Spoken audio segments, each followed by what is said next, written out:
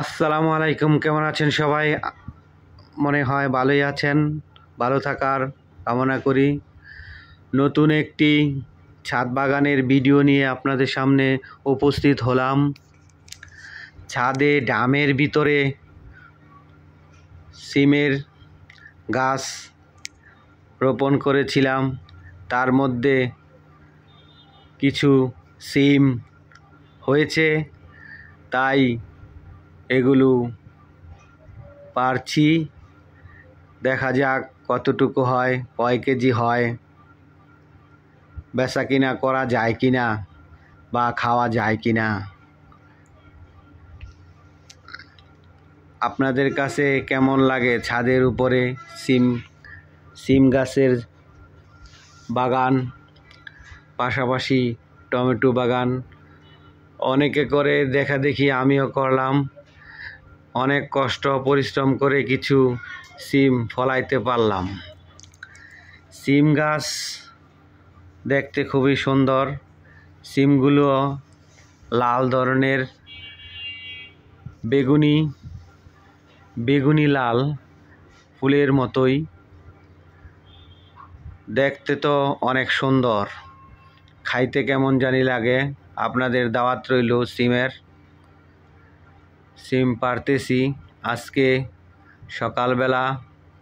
রৌদ্র অনেক বেশি, রৌদ্রে একবারে গাইম্মাই গেছি। গাইম্মা গিয়া এখন আবার কিনারে দাঁড়াইয়া পারতাছি। কিনারে বেশি হইছে, বেড়া দিছিলাম, এই বেড়ার মধ্যে কিছুটা সিম হইছে। তারপরে আর কি দেখা যাক। কষ্ট অনেক, ফলন যা হয়েছে শুকুর আলহামদুলিল্লাহ, আল্লাহ দিছে। আরও যত্ন করলে, আরও পানি টানি ঠিক মতন দিলে আরও ভালো হইতো। ঠিক মতন যত্ন করতে পারি নাই, সময় দিতে পারি নাই। সব কিছুই যত্ন করিলে রত্ন মিলে। যদি এটার ভিতরে আরও ভালো করে সার পানি দিতাম, তবে মনে হয় ভালোই হইতো। কিছু নিজে খাইয়া কিছু বিক্রিও করতে পারতাম। যাই হোক, আপনাদের দোয়ায় সিমে কিছু ফলন হইছে। এগুলা আজকে রেঁধে খাবো। আপনাদের দাওয়াত রইল। আপনারা লাইক, কমেন্ট, শেয়ারের মাধ্যমে কেমন হইল ভিডিওটা জানাইবেন, যারা দেখছেন বা যারা দেখবেন। সিম গাছ খুবই সুন্দর। সিমের যেই গাছটা,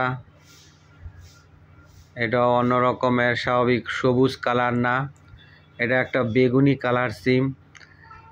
আমার কাছে খুবই ভালো লাগছে। আপনাদের কাছে কেমন লাগে জানি না, জানাইবেন। আপনাদের ছাদে কি সিমের গাছের বাগান আছে নাকি সেটাও জানাইবেন। ভবিষ্যতে সিমের বাগান আরও বড় করে করতে হবে।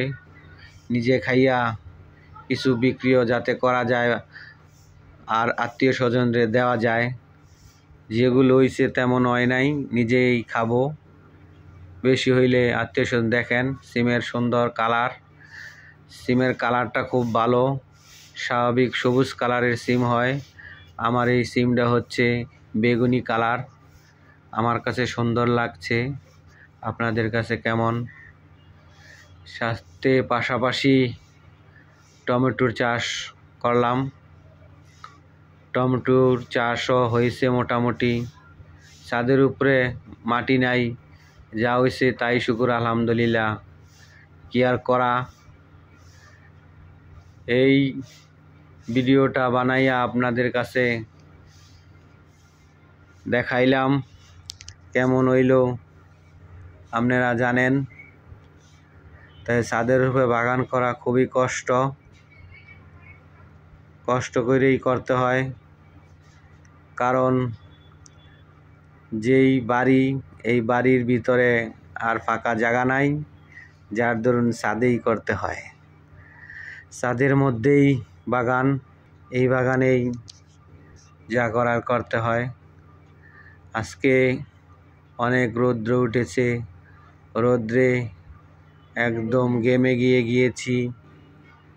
তারপরও রৌদ্রের তাপ ও দাহ সহ্য করে এখন সিম গাছ থেকে সিম তুলছি। সিমগুলোর কালার খুবই সুন্দর, খুবই ভালো লাগে আমার কাছে।